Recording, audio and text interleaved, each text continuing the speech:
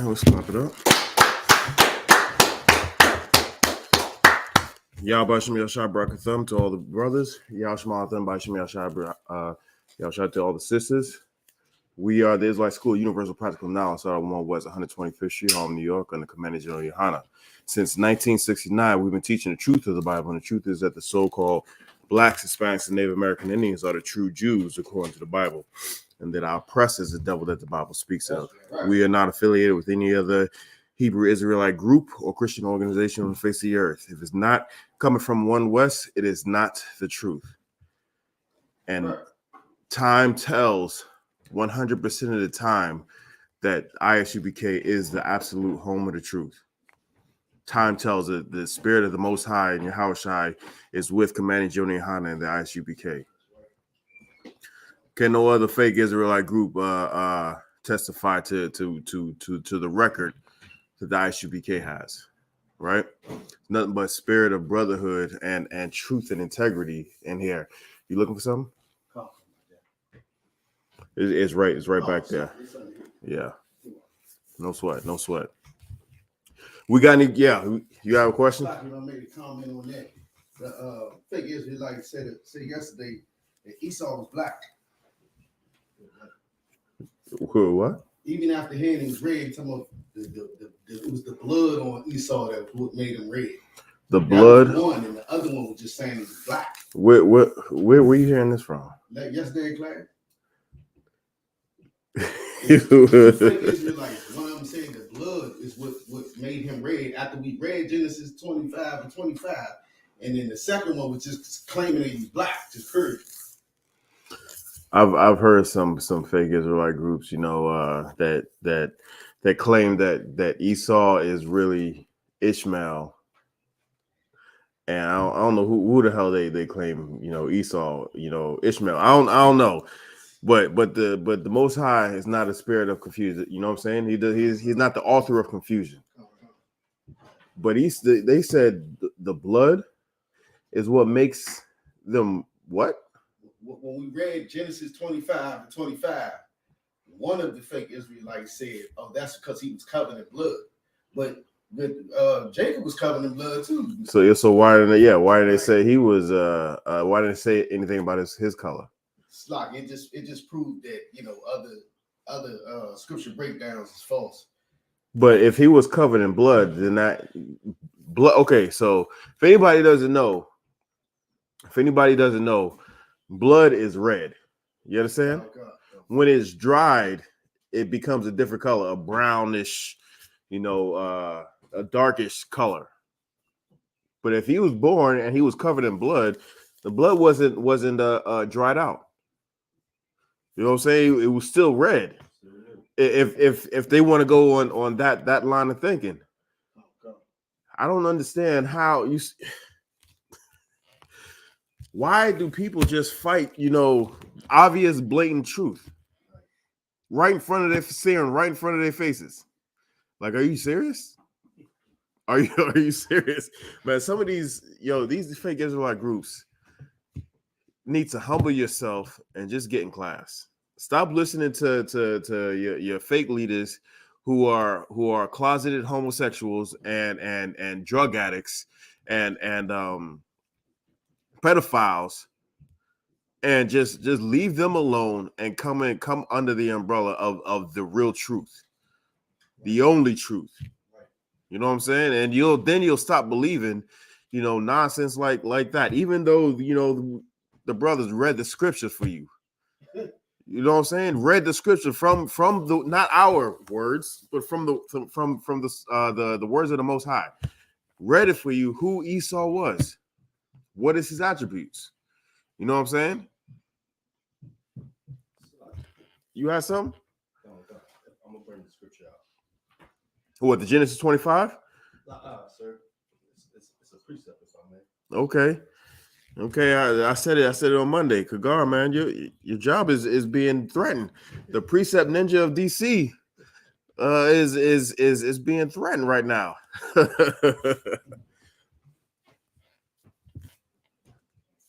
What's the scripture? I'm gonna get there with you as well. John 3, verse 11.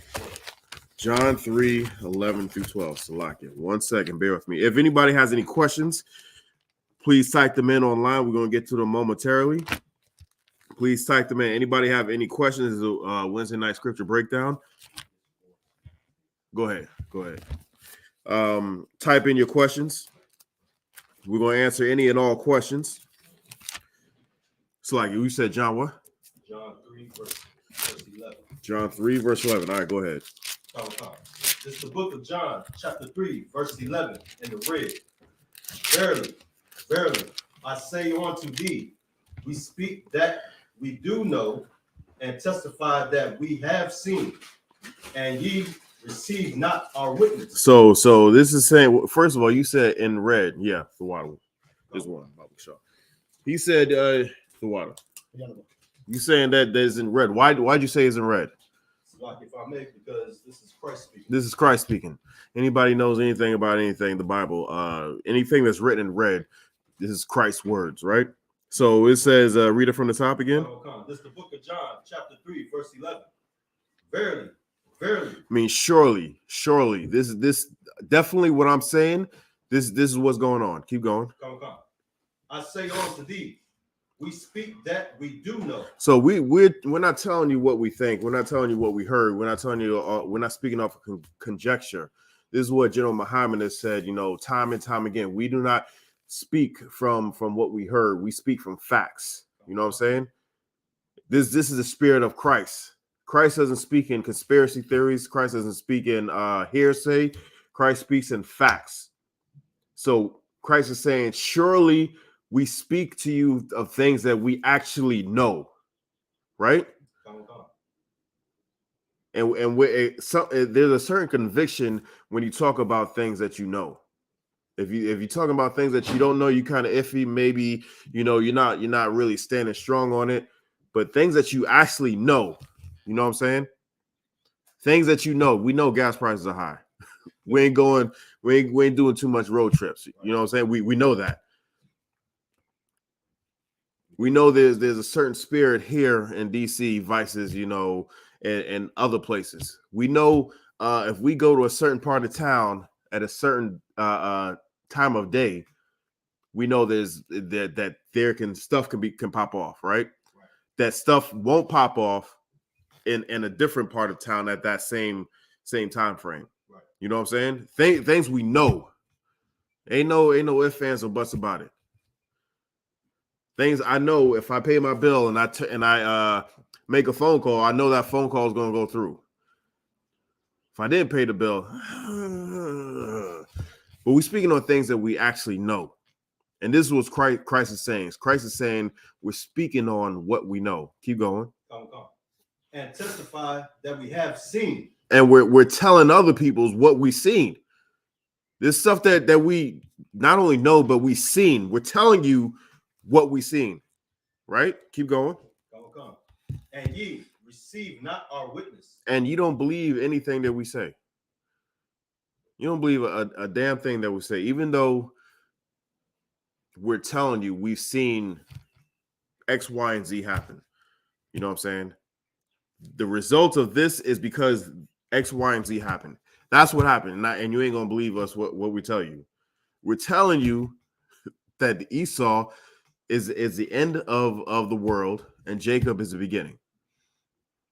Now, if this fake Israelite, if they believe that Esau is the end of the world and Jacob is the beginning, when is who they say Esau was? If they say it was brown, who did they say who it was? Nah, he said he was black. They say he was black. Okay, so where's the beginning of Esau? Because Jacob is supposed to come right after that. One of them did mention something about Japhet and was saying it's a group of them that think white people Esau came from Japhet. You know what I mean? But one of them did mention something like that, but he didn't actually say that's where Esau came from. He just mentioned that there was a line of the white man in the line of Japhet. But he ain't really said in concrete that that's where he thought Esau came from. So this It's confusing. Yeah, this dude, man or woman, whoever the hell it is. You want, matter of fact, yeah. Pull that and hold that, But Scripture says, Esau is the ending of the world, and Jacob is the beginning of the one that comes after, right? So if kingdom is supposed to come, if heaven was supposed to come right after the end of the age and society of Esau, and in terms of this fake Israelite, they're saying that Esau is black. Who's ruling this world? And when is the world of Esau supposed to begin? Because once that world begins, or once that world ends, then kingdom will come.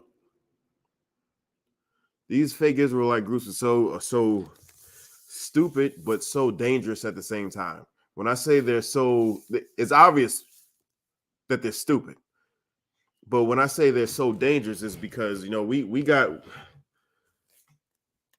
we got gullible Israelites who are waking up to the knowledge of who they are, but they're listening to fake groups that says Esau is black, and don't really know the scripture. And because of that, they're gonna be out here wearing purple. They are gonna be out here wearing bed sheets, and they're gonna be out here on every Sabbath. They're not gonna be able to push a button or cook a meal or have sex with their woman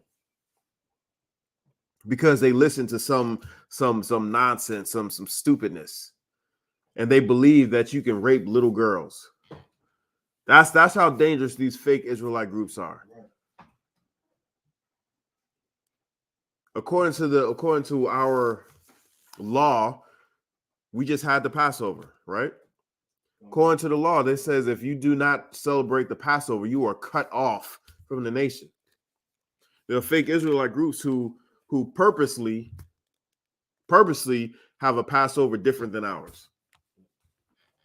Purposely, because they say that they're the truth and we're not. So you following them and you're being cut off from the nation because you're celebrating the Passover on a different day. That's something that sounds that's so simple, but the Most High doesn't play about anything. Doesn't play about anything. Something as simple as not celebrating the Passover when it was intended to be celebrated, you will be discommunicated from the nation. Done. Did you get what you were looking for? Concept. Esau. This is the pictorial Bible. This is the Zondervan Pictorial Bible Dictionary. Esau, translated hairy from Hebrew. The firstborn. So hold on. So there's what was the first one? The firstborn. No, you said it was translated. Yeah, what did it say? Hairy. How many really black people are described as hairy? When I was in the world, I went to Rome, and I was sitting on the bus traveling from the hotel to like the city center, right? And it was these American Edomites talking to each other, right? And they were saying how they were about to go to Eastern Europe, right? And when they said they were going to Eastern Europe, they had this image of the way people were over there, and they just described them as, wow, I thought that when I first was about to go over there, I thought they were all just big and hairy. They didn't know anything about Eastern Europe, but the image that Edomites had about their cousins were that they were big and hairy. Hairy is not something you describe so-called Blacks, Hispanics, and Native American Indians. So where'd you get this definition from? This is the Zondervan Pictorial Bible Dictionary. So in the Bible dictionary, it's translated. It's saying Esau is hairy. According to the Bible, what you guys read yesterday in Genesis 25, it says Esau came out red and hairy. Right.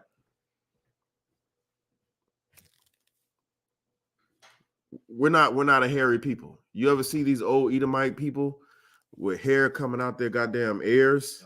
Like long goddamn hairs coming out their ears, coming out their nose, crawling up out of their chest. You know what I'm saying? Out of their collar, trying to strangle you and whatnot. We are not that people. Hairy back people. That is definitely not us. That is definitely not black people. Keep going. Go, sir. The firstborn of twin brothers, Esau and Jacob, Right. son of Isaac and Rebekah, which is in Genesis 25, verse 24 through 25. Before their birth, God had told their mother that the elder served the younger. The elder will serve the younger. Hold on 1 second. You had something? Questions in the chat. All right, we're gonna get to it in a second. Let's just finish this. I'm gonna drop down because it just go through. Right. Yeah. I'm gonna drop down. It says sometimes in the scripture, Esau is used as the name of the land of Edom, in which his descendants live, which would be in Genesis 36 and 8. So if we go to Edom, right?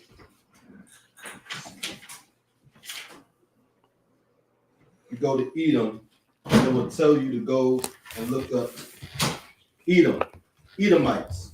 And with that, I'll pass the class to priest and officer Nakamaya.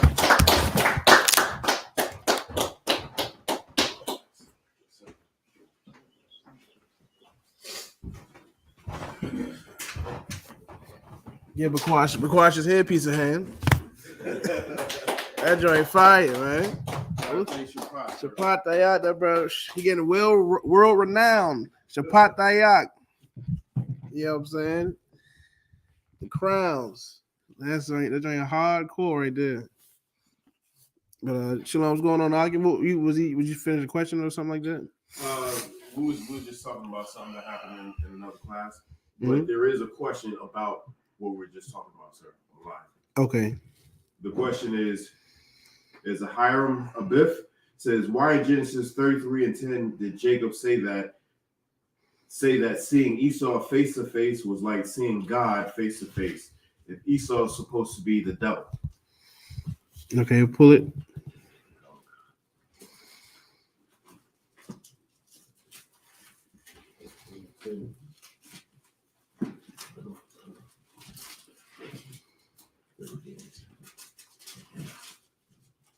Come. The book of Genesis, chapter 33, verse 10. And Jacob said, nay, I pray thee, if now I have found grace in thy sight, then receive my present at my hand.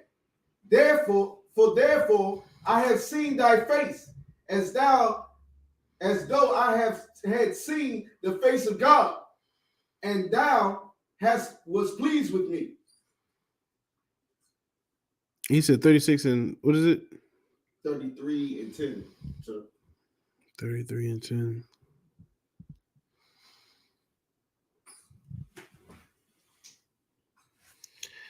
Let's see. See if there's is there like a trap or something like that? And it's 33 and 10. Okay.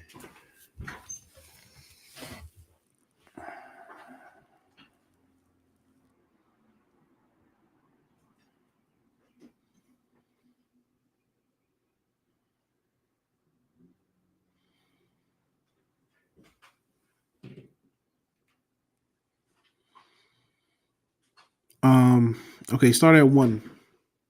At 1, sir? Mm-hmm. Come. The book of Genesis, chapter 33, verse 1. And Jacob lifted up his eyes and looked, and behold, Esau came, and with him 400 men. And he divided the children unto Leah, and unto Rachel, and unto the two handmaids. Verse 2. And he put the handmaids and their children foremost, and Leah and her children after, and Rachel and Joseph hindermost. Verse 3.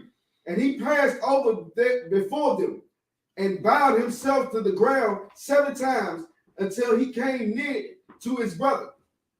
Verse 4. And Esau ran to meet him and embraced him and fell on his neck and kissed him, and they wept. Verse 5.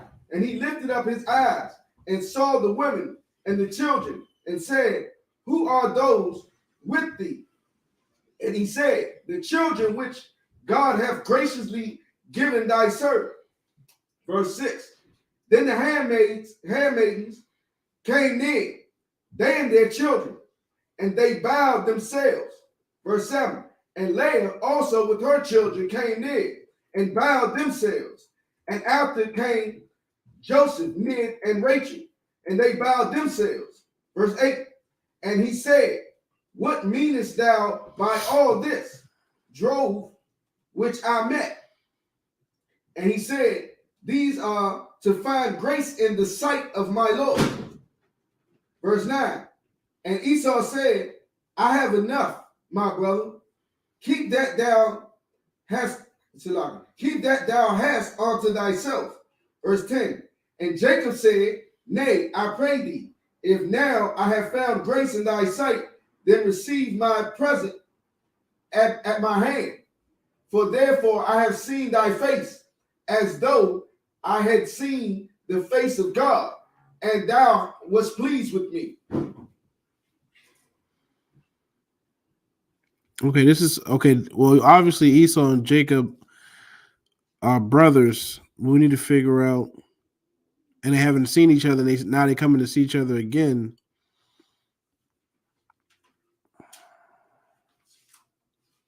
We got to go back and see how long they were separated, because it was times where when Esau sold his birthright, and then his father, when his father had passed away, and he found out his father had gave his blessing unto Esau. When Jacob gave his when his father gave his blessing unto Jacob, which originally belonged to Esau, who was the oldest son. But of course, Esau being another nation in his mother's womb, Jacob and his mother worked together. His mother put fur on on Jacob's arms to make him hairy like Esau, to trick his father so they can get the blessing, to receive the blessing. So at that time, when Esau found out he lost his blessing as a firstborn, he was pissed off at Jacob and wanted to kill him. And what chapter is it? Let me see. What chapter is that when that happens? When the birthright?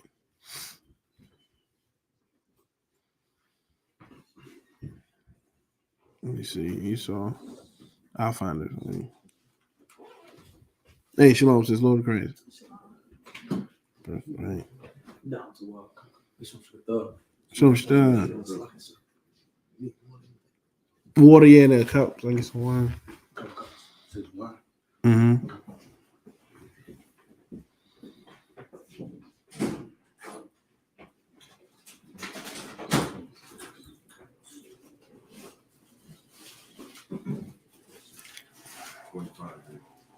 So in 25 and 29. So in Genesis 25:29, that's when he sold it for the uncooked meat. All right. And then if you go to Genesis 32, you'll see where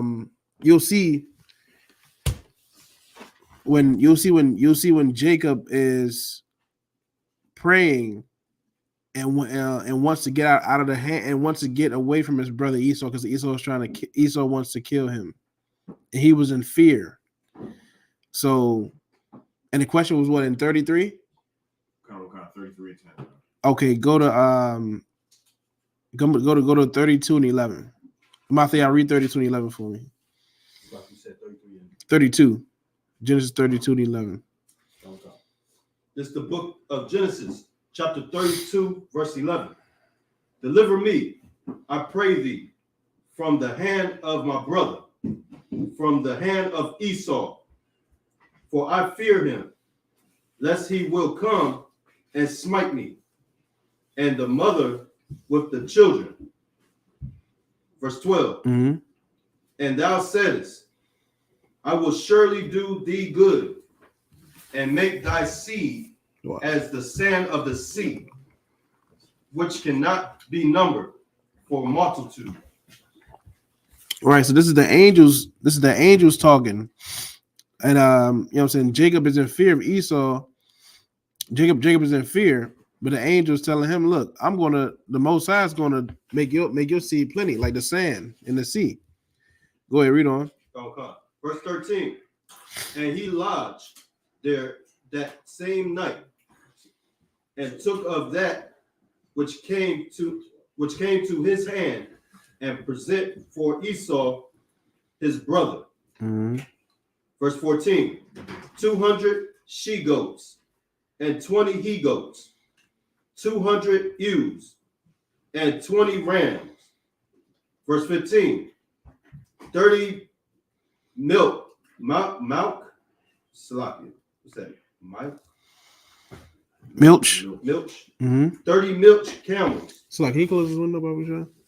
with their coats, 40 kine, and 10 bulls, 20 she asses, and 10 fowls. Verse 16. And he delivered them into the hand of his servants, every drove by themselves, and said unto his servants, pass over before me, and put a space betwixt drove and drove. Verse 17. And he commanded the foremost, saying, when Esau my brother meeteth thee, and asketh thee, saying, whose art thou? And whither goest thou? And whose are these before thee? Verse 18. Then thou shalt say, they be thy servant Jacob's. It is a present sent unto my lord Esau. And behold, also he is behind us. Verse 19. And so commanded he the second and the third, and all that followed the droves, saying, on this manner shall ye speak unto Esau when ye find him. Right. So what verse is that? Verse 19, sir. Mm-hmm. Continue on. Come. Verse 20. And say, ye moreover, behold, thy servant Jacob is behind us. For he said, I will appease him with the present that goeth before me. Okay, and you can stop. So as we see, of course, Esau is Jacob's older brother, right? And he's in fear of his older brother. Yes, he does. Jacob has his brothers. Jacob has his brother's firstborn right. Esau's pissed off about it. Esau wants to kill his little brother, and his little brother's in fear of the big brother. Right. So the angels are giving him counsel on how to deal with the matter. Give him 200 lamb and give him this and give him that to appease him. You know what I'm saying? So, to answer the guy's question, it was who answered the question online? Hiram Abiff. So Hiram Abiff, Jacob was in fear. That's why he said that. He didn't really look at Esau as God. But if you read in the same chapter 32 and you read down from Genesis 32 and 22, that's when Jacob wrestled an angel. and Jacob named that place. That place, what's that place called? It starts with a P.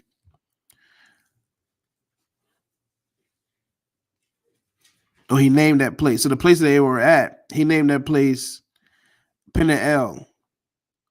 For I have seen God face to face. That's when he's talking about. He named that place Peniel, which means I've seen God face to face. That's where he wrestled the angel at. Go ahead. Would it be safe to say that Jacob was finessing Esau when he came to see her and he said, I seen the face of God when I see you? Possibly. You know what I'm saying? Possibly. But he actually, go ahead. He actually was in fear with his big brother, though. Go ahead.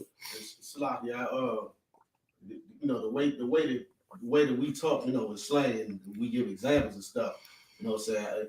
It sounded like to me he was giving an example of he was so overjoyed that he wasn't about to get killed.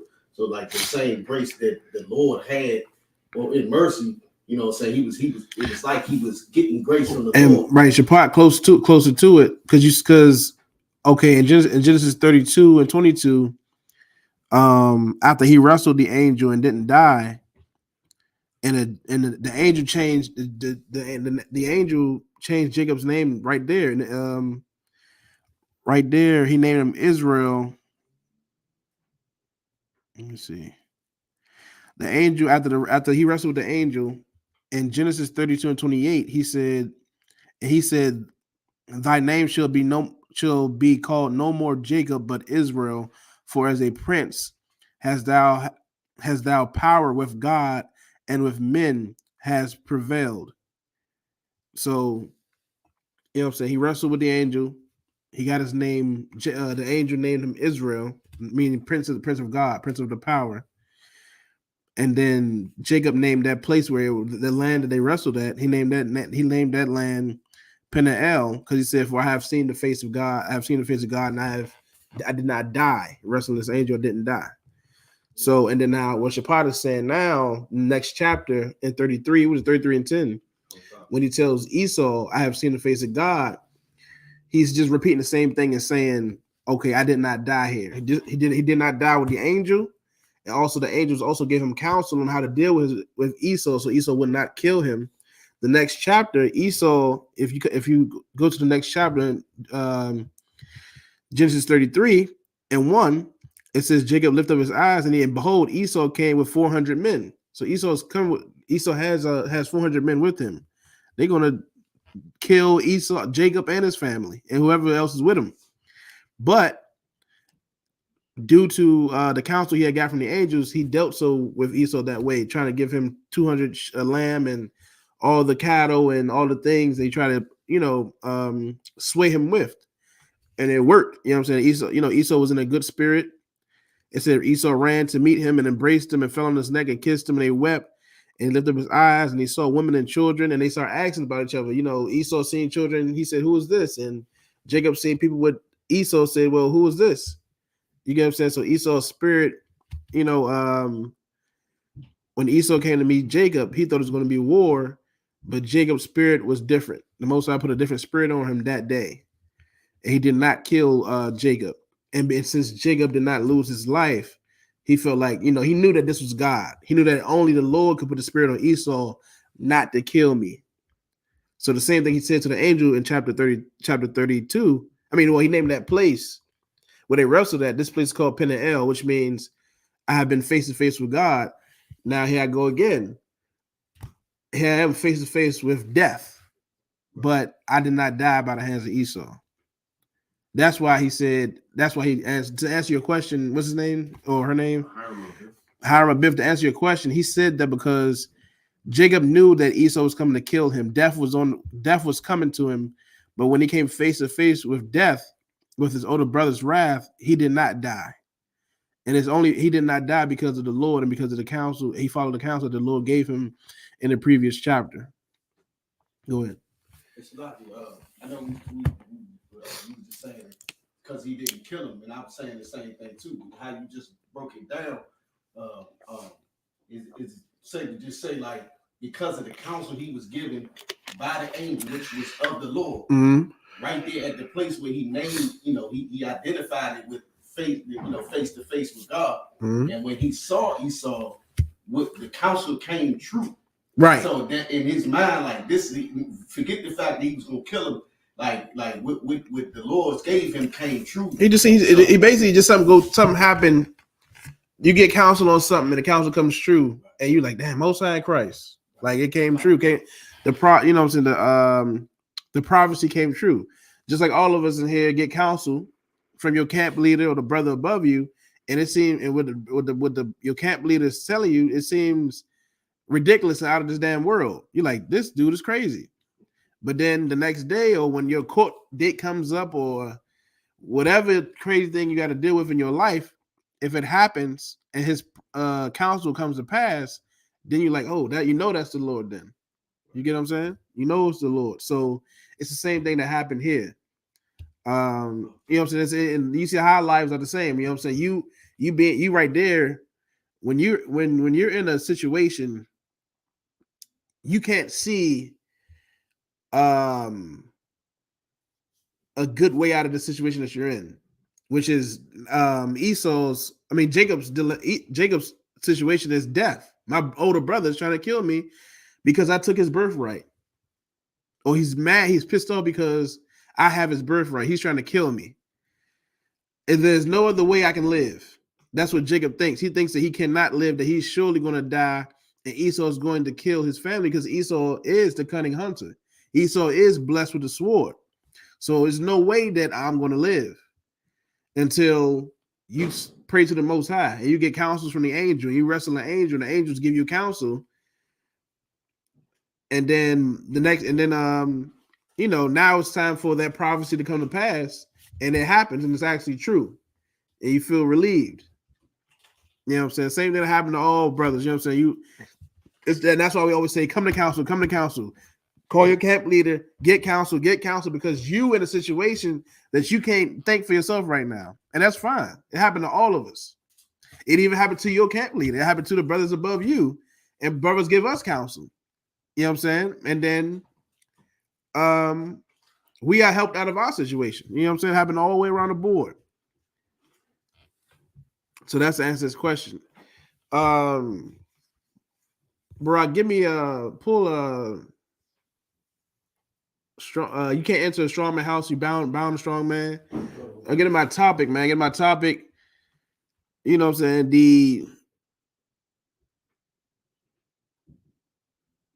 The topic is what I want. How do I say this? Because I just want to say the streets is damn dead, but I want to say what I want to say.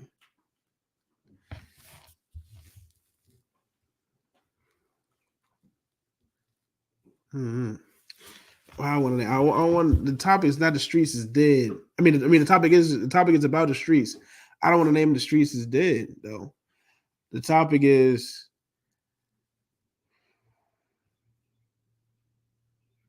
the black community need fathers.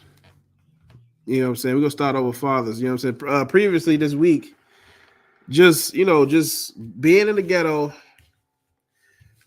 playing basketball with family members and some family friends.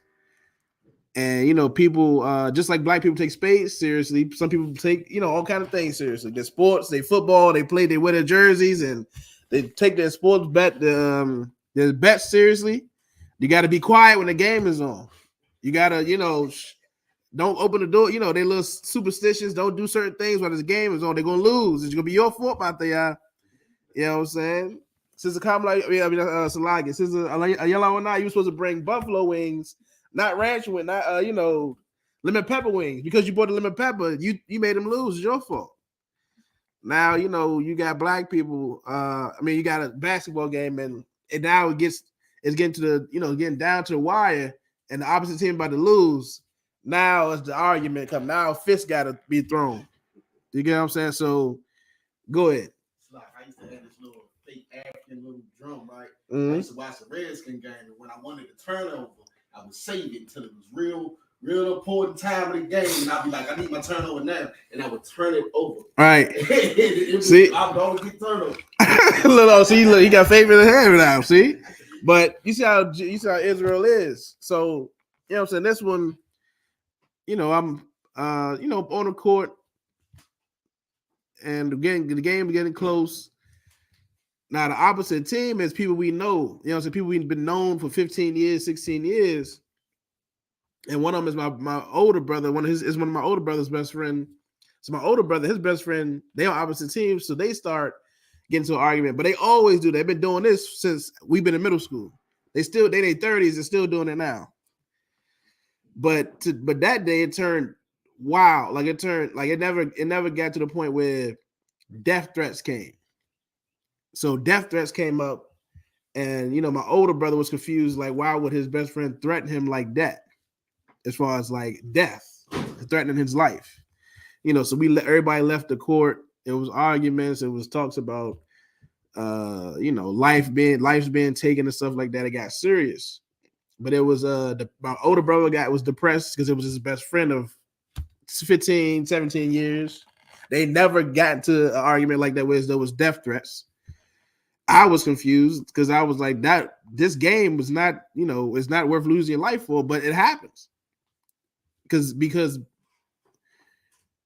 men, all our brothers and sisters don't have proper guidance, and they're immature.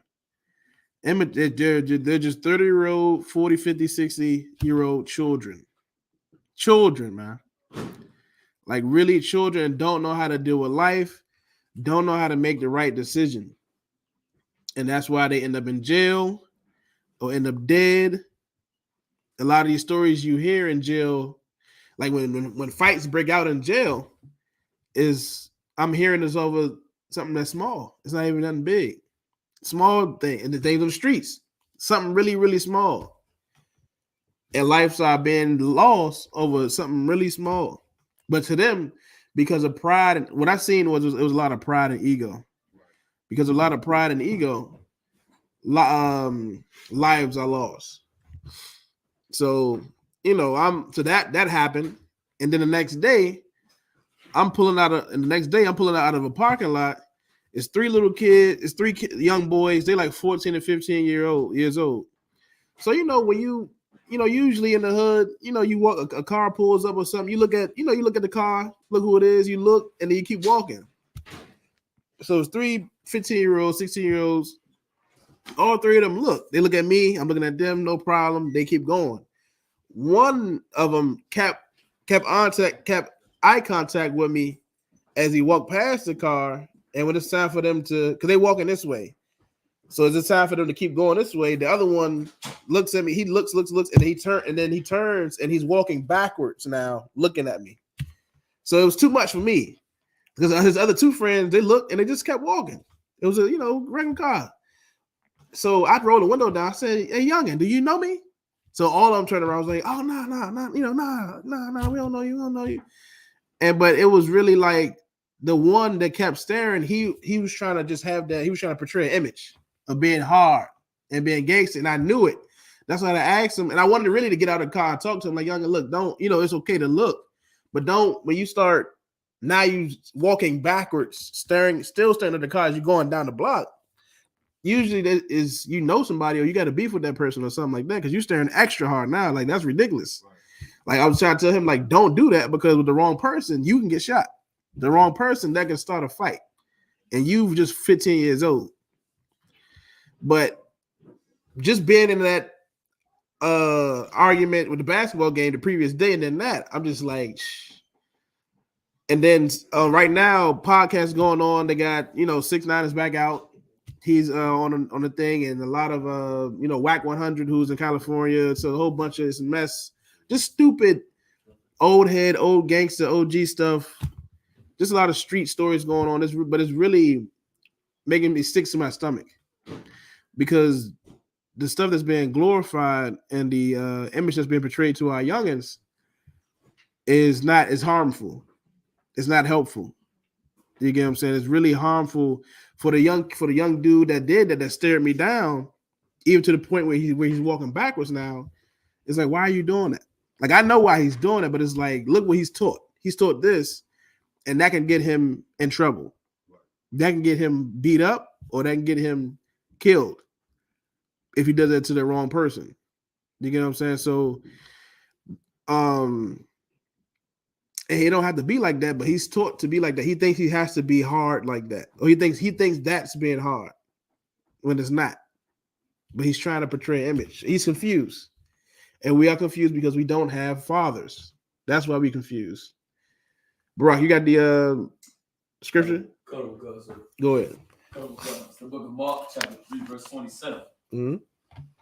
No man can enter into a strong man's house and spoil his goods, except he will first bind the strong man, and then he will spoil his house. Right, like, you know what I'm saying? With us having no strong fathers, no fathers to teach us how to be men, how to control our damn selves, control our attitude, and know that we ain't got to pop off on every situation.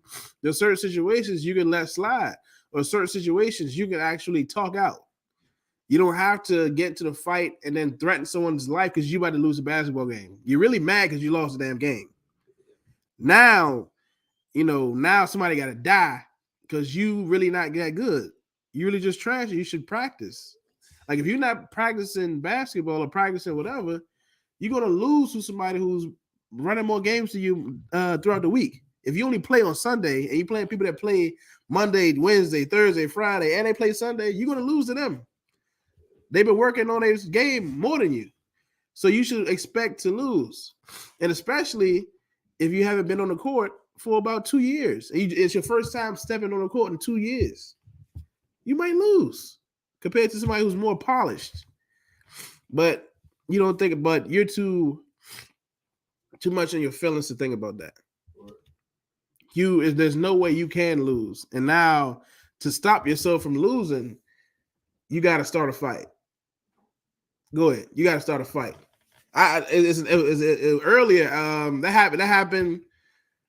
The first time I seen that happen, how old was I? I probably was like, I probably was like 21, 22.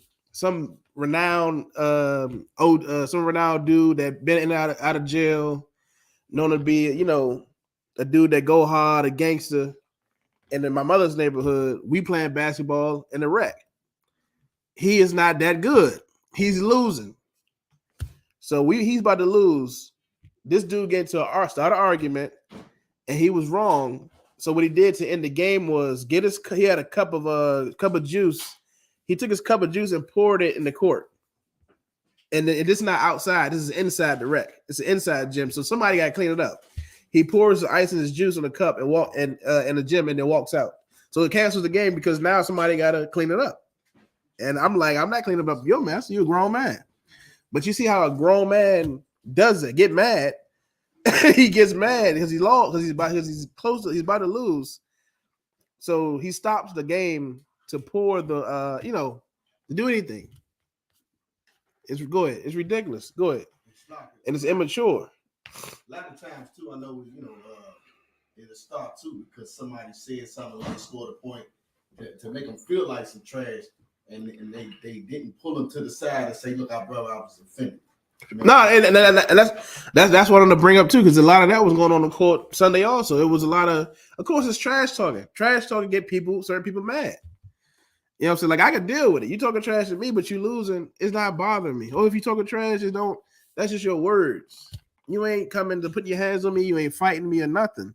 But if you don't have discipline, if every little word that somebody says get to you and you're a boy, but you're old, you have a man's age, but you really your discipline level is like an age of a teenager or a child. Every little word means something to you. Every little word means something to you, and it's ridiculous. And that's how it is. You know what I'm saying? And us living in the streets, a lot of us that's in the hood are adults, but our discipline, our problem-solving skills are of a child. Right. And it's disgusting. And I've been sick to my stomach this week. Like, I just been sick because I've been seeing adults, people that's older than me or my age, and really just acting like children. and the water for the truth, because I would be like that too. But you come to this truth and you're raised by men, and you raised and you checked and you checked and you checked to do better. You checked to not be immature. You checked to be responsible and accountable. Right.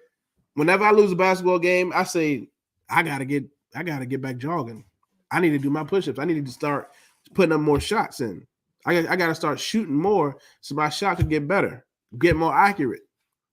Not pick a fight with somebody because I'm not good, or I have not perfected my crossover. Every time I try to cross, I lose the ball and go out of bounds. You ain't got no handles. That's it. You just ain't got no handles. You trash. That's it. Stop trying to fight somebody and tell somebody you're gonna shoot them because you trash. I said Sunday, I said I can't go play basketball no more. Unless I gotta just call y'all brothers here, y'all, I gotta play basketball with y'all. Cause I know we ain't gonna tell we gonna shoot each other. I'm not, Kazak ain't gonna cross me over. And if Kazak cross me over, and Barack try to dunk, I'm not gonna be like, all right, stay right here. I'm gonna get my gun. Stay right here. You get what I'm saying? It made me sick. I said I can't even go play basketball. Go ahead. Pull the scripture. Mark 3:27. Mm-hmm. No man can enter into a strong man's house and spoil his goods, except he will first bind the strong man. And a lot of us out here are fatherless. A lot of us out here are fatherless, and the ones that do have fathers, their father is fatherless, so they're not giving their kid they're not raising their kid properly. You're raising your kid to make the same stupid, evil mistakes you've been making. You telling your kid, "Oh, don't love that girl." Oh, what? Oh, don't love her, man. Treat her like this. Treat her like a tool. It's ridiculous, man. What I wanted. I think what I want. Train up a child. It's another one too. Wild net. Cause give me the one when we stand on the corner. And give me train up as a go ahead. It's like when you were saying that, it just reminded me of a episode of an old show. Forget with Dwayne Wade. Not Dwayne Wade, but oh man. Anyway, it was with it was a black school, and this black character was a teacher. And he was teaching the youth, and it was these two kids. It was crisscross. They were beefing with each other, living in the same neighborhood, but they from different gangs and whatnot. Right. They was beefing with each other. This one dude, he went to one dude's house and he tried to talk to his father and say, "Hey, he's throwing away his basically his life doing this dumb stuff." Mm-hmm. And the father, the kid came out and seen the altercation, and the father was teaching the kid like, "Hey, this is what you do," and he basically damn near beat up Dwayne Wayne. That's yeah, for little what's his drink called? Different world.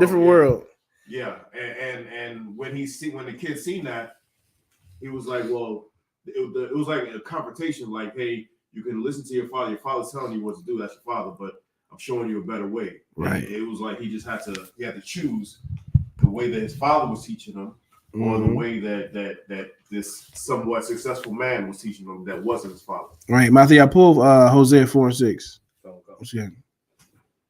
Wait, bro. I believe I have the wild net one. Go ahead, give me that. The book of Isaiah, chapter 51, verse 20. Thy sons have fainted. They lie at the head of all the streets as a wild bull in a net. Right. They are full of the fury of the Lord, the rebuke of thy God. Right. You know what I'm saying? Like it's like this, like the thing with the young brother